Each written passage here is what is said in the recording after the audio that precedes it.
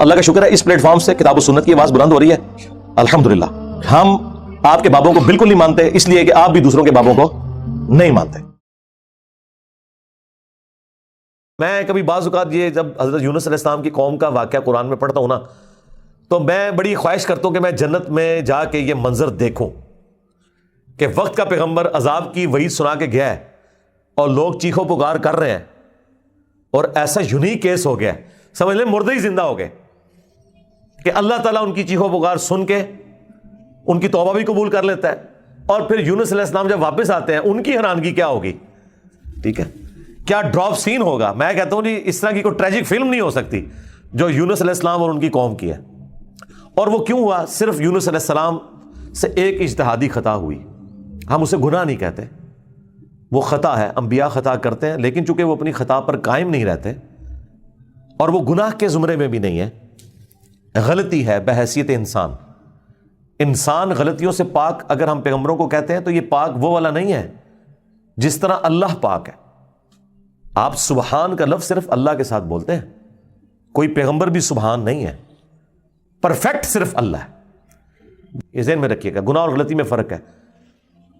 گناہ وہ ہوتا ہے کہ جو پوری وعید معلوم ہونے کے باوجود انسان وہ ایکٹیویٹی پرفارم کر لے.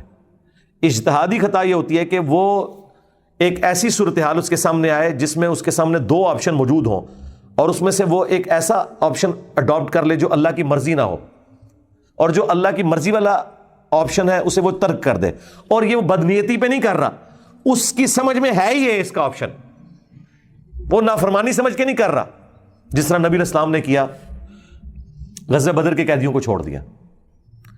سورہ محمد میں یہ آیت نازل ہو چکی بھی تھی کہ جب تک فتنہ مکمل طور پر ختم نہیں ہو جاتا آپ نے ان کو قتل کرنا ہے, اپنے مخالفین کو قتال کی آپ کو اجازت دی گئی. سورہ محمد کا نام ہی سورہ قتال ہے. ہاں جب فتنہ ختم ہو جائے اس کے بعد جو جنگیں ہوں گی نا اس کے بعد آپ کی مرضی ہے, چاہے تو فدیہ لے کے کافر قیدیوں کو چھوڑ دیں اور چاہے آپ انہیں قتل کریں. اب بدر کے بعد فتنہ تو ختم نہیں ہوا تھا لیکن نبی علیہ السلام نے یہ ایزیوم کیا کہ 70 سردار ان کے مر گئے, ان کی کمر ٹوٹ گئی, وہ جو 70 ہم نے قیدی کیے ہوئے چلو ہم انہیں فدیہ لے کے چھوڑ دیتے ہیں, شاید یہ لوگ اسلام قبول کر لیں. اپنی شرافت کی وجہ سے نبی علیہ السلام نے ایسا کیا. تو اس پہ پھر اللہ تعالیٰ نے سورۃ الانفال میں آیت نمبر 67-68 میں فرمایا کہ اگر وہ پہلے آیت نازل نہ ہوئی ہوتی نا سورہ محمد کی تو ہم تمہیں عذاب دیتے اس عمل کے اوپر جو تم نے غزوہ بدر کے قیدیوں کو چھوڑ دیا, کیونکہ فتنہ تو ابھی ختم نہیں ہوا, تمہارا کام تھا قتل کرتے. اور حضرت عمر کا مشورہ بھی یہی تھا, بخاری مسلم میں. لیکن نبی علیہ السلام اور حضرت ابوبکر اپنی شفقت کی وجہ سے انہوں نے یہ پلی لی کہ وہ آیت میں آیا نا کہ فتنہ جب ختم ہو جائے تو پھر تمہاری مرضی ہے, تو ہم یہ ایزیوم کرتے ہیں کہ فتنہ ختم ہو گیا. یہ بدنیتی کی وجہ سے نہیں تھا, واقعی انہوں نے یہ ایزیوم کیا تھا. لیکن وہ کس قسم کے ناہنجار لوگ تھے. حضرت عمر رضی اللہ تعالیٰ عنہ نے یہ کنکلوڈ کیا کہ نہیں یہ اس قابل ہیں, یہ قتل ہونے چاہیے. بہرحال وہ اجتہادی خطا اللہ تعالیٰ نے معاف کی. اس طرح باقی انبیاء اکرام کے بارے میں حضرت آدم علیہ السلام کی غلطی کا ذکر ہے, موسیٰ علیہ السلام سے بندہ مر گیا تھا, نوح علیہ السلام نے اپنے کافر بیٹے کے لیے دعا کر دی تھی. حالانکہ آج ایک مسلمان, عام مسلمان کو بھی پتا ہے کہ کافر کی مغفرت نہیں ہو سکتی, تو نوح علیہ السلام کو کیا نہیں پتا تھا؟ بس وہ وقتی طور پر ایک سمجھ لیں ایک باپ کی حیثیت سے ان کا دل پسیج گیا. انہوں نے کہا یا اللہ تو نے وعدہ کیا تھا مجھ سے کہ تو مجھے اور میرے گھر والوں کو بچائے گا, تو میرا بیٹا بھی تو میرے گھر والا تھا. تو اللہ تعالیٰ نے فرمایا کہ اس چیز کا سوال نہ کر جس کے بارے میں تجھے علم نہیں ہے. بڑا کریٹیکل جملہ تھا, اس میں مسئلہ تقدیر بھی چھپا ہوا ہے. ایک تو سمپل معنی ہے کہ اس بارے میں مجھ سے سوال کیوں کر رہا ہے, تم نے کب یہ ایزیوم کر لیا کہ تمہارے گھر والے اگر کفر کریں گے تو میں انہیں چھوڑ دوں گا. گھر والوں سے مراد وہ گھر والے تھے جو ایمان لے کر آئیں گے. آپ کی بیوی نہیں لائی, ایک بیٹا نہیں لایا, باقی گھر والے لے آئے ایمان, تو بچ گئے. اور دوسرا یہ جو جملہ تھا نا کہ اس چیز کا سوال نہ کر جس کے بارے میں تجھے علم نہیں, سورہ ہود میں آیت نمبر 46 میں, اور اے نوح جاہلوں میں شمار نہ ہو. یہ بڑا سخت جملہ ہے. یہ مسئلہ تقدیر کی طرف اشارہ ہے کہ تجھے نہیں پتا کہ میری تقدیر میں یہ لکھا ہے کہ یہ نبی کا بیٹا ہونے کے باوجود بھی اللہ کے علم میں یہ جہنمی ہے. وہ اللہ تعالیٰ نے اسے جہنمی نہیں بنایا بلکہ اپنے کرتوتوں کی وجہ سے. تو اللہ کی تقدیر کے اوپر تو کسی کا بھی علم نہیں ہے نا جب تک اللہ تعالیٰ مطلع نہ کر دے. یہ بہت کریٹیکل ایشو ہے, اس لیے میں نے الگ سے ایک ویڈیو اس پہ ریکارڈ کروائی ہے. عصمت انبیاء کا عقیدہ, اس کا ٹائٹل ہے انبیاء گناہ نہیں کرتے. یہ ہمیں جو عصمت انبیاء کا عقیدہ بتایا گیا ہے وہ یہ ہے کہ نعوذ باللہ انبیاء کے اندر گناہ کرنے کی حص ہی نہیں ہوتی. یعنی انبیاء کرام جو ہے ان کے ساتھ وہ کمزوریاں بشری اٹیچ نہیں ہیں جو باقی انسانوں کے ساتھ اٹیچ ہیں. اگر یہ بات ہوتی تو انبیاء کی فضیلت ہی نہ ہوتی. انبیاء کی فضیلت ہے ہی اس وجہ سے کہ وہ بشری کمزوریوں پر اوور کم کرتے ہوئے اللہ کے خوف کی وجہ سے گناہوں سے بچ جاتے ہیں. ادروائز پھر فرشتوں میں اور انسانوں میں کوئی فرق ہی نہ رہ جائے. تو یہ ہے اصل چیز جو انہیں فضیلت میں لے جاتی ہے عام انسانوں کی نسبت، کہ وہ اللہ کا اتنا خوف رکھتے ہیں کہ وہ گناہوں سے بچتے ہیں. رہی لغزش، اجتہادی خطا، وہ ہو سکتی ہے. تو میں نے وہ انبیاء گناہ نہیں کرتے اس میں تفصیل کے ساتھ واقعات مختلف قرآن سے بیان کیے ہیں. سورہ یوسف میں ہے کہ اس عورت نے یوسف کا قصد کیا، یوسف بھی عورت کا قصد کر لیتا اگر اپنے رب کی برہان نہ دیکھتا. اب اندازہ کریں، اللہ تعالیٰ فرما رہا ہے کہ یوسف علیہ السلام بھی اس برائی میں پڑ جاتے اگر اللہ تعالیٰ انہیں ایک خاص نشانی نہ دکھاتا. وہ قرآن میں تو رپورٹ نہیں ہوئی، اسرائیلی روایتوں میں آتا ہے کہ اللہ تعالیٰ نے اس وقت حضرت یوسف علیہ السلام کو اپنے والد کی شبیہ دکھا دی تھی، حضرت یعقوب علیہ السلام کی، اور وہ انگلی سے یوں اشارہ کر رہے تھے کہ یہ کام نہیں کرنا تم نے. یا اس وقت شیطان بھیانک شکل میں انہیں نظر آ گیا کہ یہ شیطان مجھ سے برائی کا کام کروانے لگا ہے. بہرحال کوئی نشانی اللہ نے دکھائی ہے قرآن میں ہے اور اس کی وجہ سے وہ برائی سے بچے ہیں. اس کا مطلب ہے کہ ان میں مادہ موجود تھا لیکن اللہ نے انہیں بچایا ایک نشانی کے ذریعے. تو انبیاء کی اللہ تعالیٰ حفاظت کر لیتا ہے. یونس علیہ السلام سے جو آپ سمجھ لیں اجتہادی خطا جسے ہم گناہ نہیں کہتے، وہ یہ ہوئی کہ جب مقررہ وقت کے اوپر قوم یونس ایمان نہیں لے کر آئی تو یونس علیہ السلام نے انہیں کہا کہ اب 3 دن بعد عذاب آ جائے گا. جو اللہ نے وعدہ کیا تھا کہ یہ ان کا سمجھ لیں ٹائم اینڈ ہو رہا ہے، اس ٹائم لائن کے بعد عذاب آنا ہے. لیکن ساتھ یہ ضروری تھا کہ اللہ تعالیٰ کی وحی کا انتظار کرنا ہے اس علاقے کو چھوڑنے سے پہلے. تمام انبیاء جب قوموں کو وحی سناتے ہیں نا تو پھر اللہ تعالیٰ کی وحی کی اجازت کے بعد اس علاقے کو چھوڑتے ہیں. نبی اسلام نے بھی ہجرت دیکھیں اینڈ پہ کی ہے، ایویں نہیں، مطلب آپ خود سے نہیں نکلے، اللہ تعالیٰ کی وحی کے ذریعے نکلے. قرآن میں سورۃ الانفال میں آیا تھا کہ یہ جب کافر کہتے تھے نا کہ ہم پر عذاب کیوں نہیں نازل ہوتا، ہم نبی کا انکار کر رہے ہیں، تو اللہ تعالیٰ نے فرمایا کہ جب تک اے نبی تم ان میں موجود ہو ہم ان کو عذاب نہیں دیں گے. اللہ کی سنت ہے کہ جب کبھی کسی قوم کو عذاب دینا ہوتا ہے نا تو اس قوم میں سے انبیاء اور اہل ایمان کو الگ کرتا ہے، پھر باقی کی قوم پر عذاب آتا ہے. اور وہ اللہ تعالیٰ نے نکالا اور غزوہ بدر میں لا کے ڈبویا ان کو، جس طرح فرعونیوں کو اپنے محلات سے نکال کے سمندر میں غرق کیا تھا، مشرکین عرب کو اپنے گھروں سے نکال کر بدر میں ڈبویا صحابہ کرام کی تلواروں کے ذریعے. یہ عذاب استحصال کی ایک قسط ان پر آئی تھی. تو یونس علیہ السلام نے ازیوم کیا کہ ظاہر ہے کہ اس کے بعد عذاب تو آنا ہی ہے، لیکن ان کی شان اس سے بلند تھی کہ وہ وحی کا انتظار کیے بغیر نکل گئے. بس جب وہ نکلے، جس کشتی میں سوار ہوئے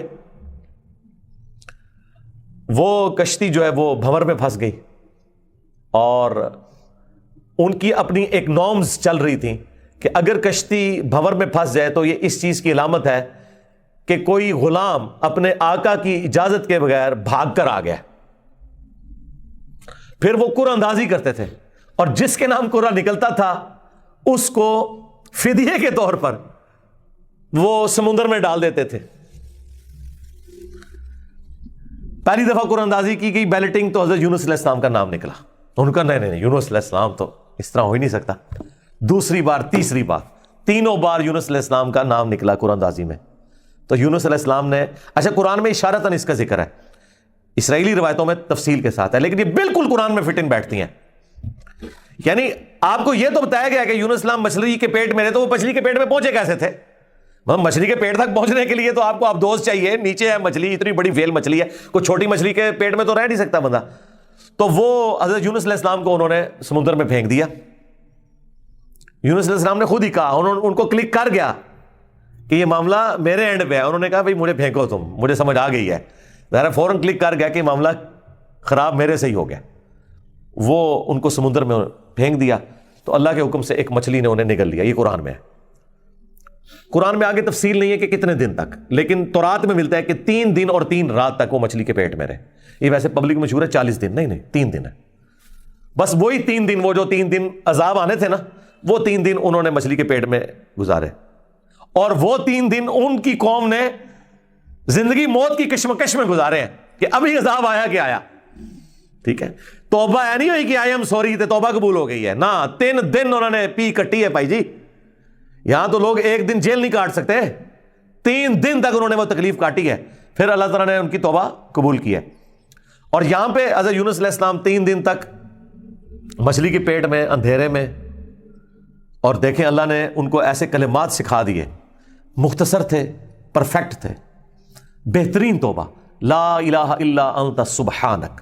سورۃ الانبیاء میں یہ دعا آئی ہے، اے اللہ تیرے سوا کوئی معبود نہیں، اور تو پاک ہے نا، پاک تو غلطی نہیں کر سکتا. انی کنت من الظالمین، بے شک میں ہی ظالموں میں ہوں، میں انسان ہوں، انسان سے غلطی تو ہوگی. تو یہ دعا اتنی اللہ کو پسند آئی کہ سورہ الصافات میں ہے کہ یونس اگر مچھلی کے پیٹ میں ہمیں ان الفاظ کے ساتھ یاد نہ کرتے تو پھر مچھلی کے پیٹ سے اسی دن نکالے جاتے جس دن مردے اپنی قبروں سے نکالے جائیں گے.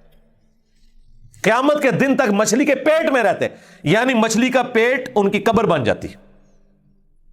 اتنا غصہ ایک جملے نے ٹھنڈا کر دیا. اور ساتھ اللہ نے فرمایا کذالک ننجی المؤمنین، ہم اہل ایمان کو اسی طریقے سے نجات دیں گے. یعنی جو بھی یونس والے طریقے سے ہماری طرف متوجہ ہوا اسے بھی ہم نجات دیں گے. یہ دعا ہمیں اتنی پسند ہے کہ جو ان الفاظ کے ساتھ ہم سے معافی مانگے گا ہم اسے بھی نجات دیں گے. جامعہ ترمذی میں حدیث ہے، جو یونس علیہ السلام کی دعا کے ذریعے اللہ کی طرف متوجہ ہوا اللہ تعالیٰ کبھی اسے محروم نہیں لوٹائے گا. لا الہ الا انت سبحانک انی کنت من الظالمین. اور جمع کے صیغے سے پڑھیں گے تو لا الہ الا انت سبحانک انا کننا من الظالمین. وہاں تھا انی کنت من الظالمین، یہ ہے انا کننا من الظالمین. دونوں طریقے سے آپ دعا مانگ سکتے ہیں. بہترین دعا ہے یہ، اسم اعظم ہے دعاؤں کی قبولیت کے لیے. قرآن میں بھی آیا کذالک ننجی المؤمنین، اور جامعہ ترمذی میں بھی آیا کہ جو اس دعا کے ذریعے اللہ کی طرف متوجہ ہوگا اللہ تعالیٰ اسے محروم نہیں لوٹائے گا. لہذا جو جامعہ ترمذی میں حدیث ہے نا کہ اللہ کی حمد اور دروشی پڑھ کے دعا کرو تو قبول ہوتی ہے، تو وہ اللہ کی حمد میں نا آپ اس کو شامل کریں.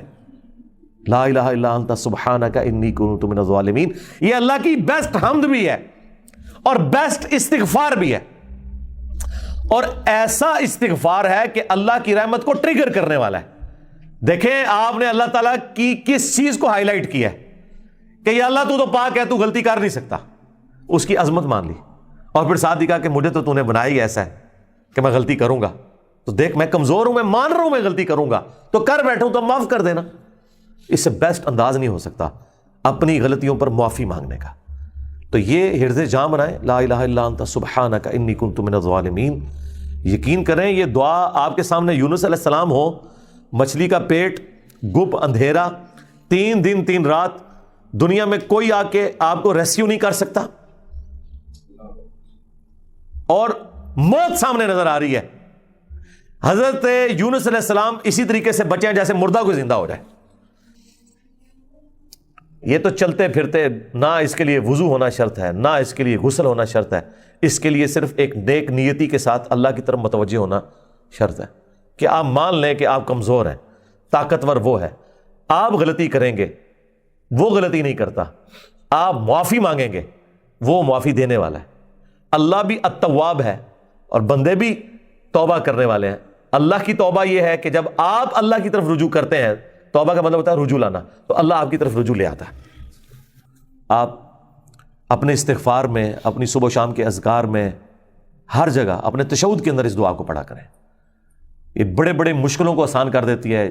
یار آپ دیکھیں ایک بندے کو اپنی موت سامنے نظر آ رہی ہے اور اس موت میں سے اسے زندگی مل جائے، بس جب آپ نا امیدی کے اینڈ پر پہنچے ہوں اور آپ کو کوئی امید نظر نہ آئے تو آپ یہ پڑھیں لا الہ الا انت سبحانک انی کنت من الظالمین. انشاءاللہ تعالی اللہ تعالیٰ اس مشکل میں بھی کوئی نہ کوئی ایسی راہ نکال دے گا جو آپ نے گمان بھی نہیں کبھی کی ہوگی. بہرحال وہ 3 دن اور 3 رات کے بعد یونس علیہ السلام کو مچھلی نے ساحل پر ڈال دیا. اب ان کا جسم کافی ڈیمیج ہو چکا ہوا تھا.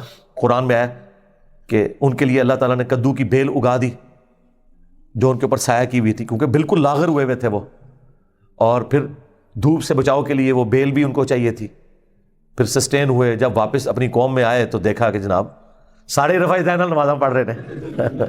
انہوں نے کہا پوری زندگی بخاری مسلم دی حدیثاں دکھائیاں، انہیں رفع دین نہیں شروع کیتا، اچانک کیا ہو گیا ہے؟ یعنی وہ سارے کے سارے مان لیں. یہ میں آج کے دور میں ٹرانسلیٹ کر رہا ہوں. پھر کہنے کے کتنے لکھے ہیں سرکار؟ دیکھیں اللہ تعالیٰ ہر دور میں اپنے بندے بھیجتا ہے جو اس دور کی لینگویج میں ان کو وہ بات سمجھاتے ہیں.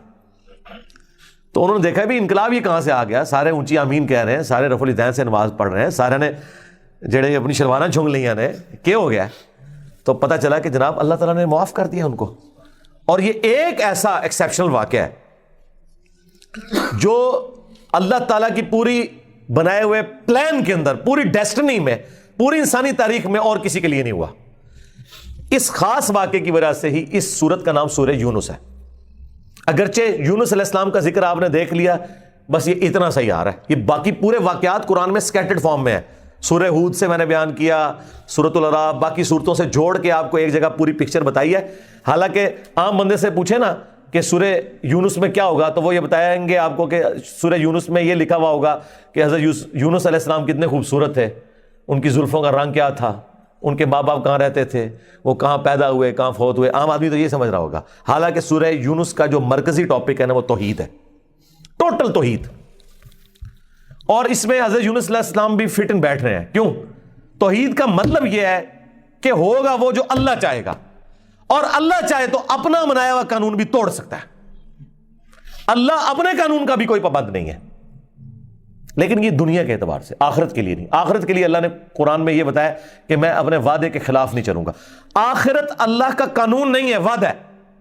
اور اگر اللہ وعدہ توڑتا ہے نا تو وہ اللہ نہیں رہتا، کیونکہ جو وعدہ پورا نہ کرے وہ جھوٹا ہوتا ہے، اور جھوٹ اللہ کی طرف منسوب نہیں. لیکن دنیا میں اللہ تعالیٰ اپنے بنائے ہوئے قوانین توڑ دیتا ہے. وہ اللہ کے کوئی وعدے نہیں ہے. اللہ کا قانون ہے کہ آگ جلائے گی، ابراہیم کو نہیں جلایا، تو اللہ تعالیٰ کو اس سے کوئی فرق نہیں پڑتا. یہ اللہ کا کوئی وعدہ نہیں تھا.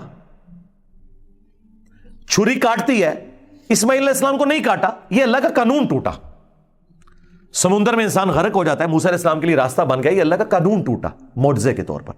آخرت میں کوئی قانون نہیں ٹوٹے گا. جو مواہد دنیا سے گیا، اللہ کا تابع فرمان، پیغمبروں کا مطیع، پھر اس پہ تقدیر غالب نہیں آئے گی کہ نہیں جی اے تیری میں ایک گل سنبھال کے رکھی ہے، دادا تو زیرو نال ملٹیپلائی ہو گیا. نہیں، وہاں بھائی نیکیاں تولی جائیں گی.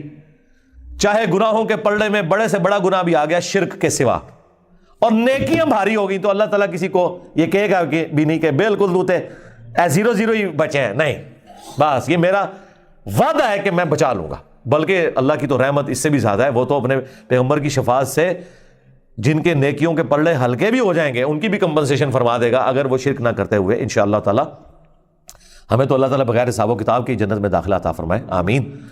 مع النبیین والصدیقین والشہداء والصالحین. آمین.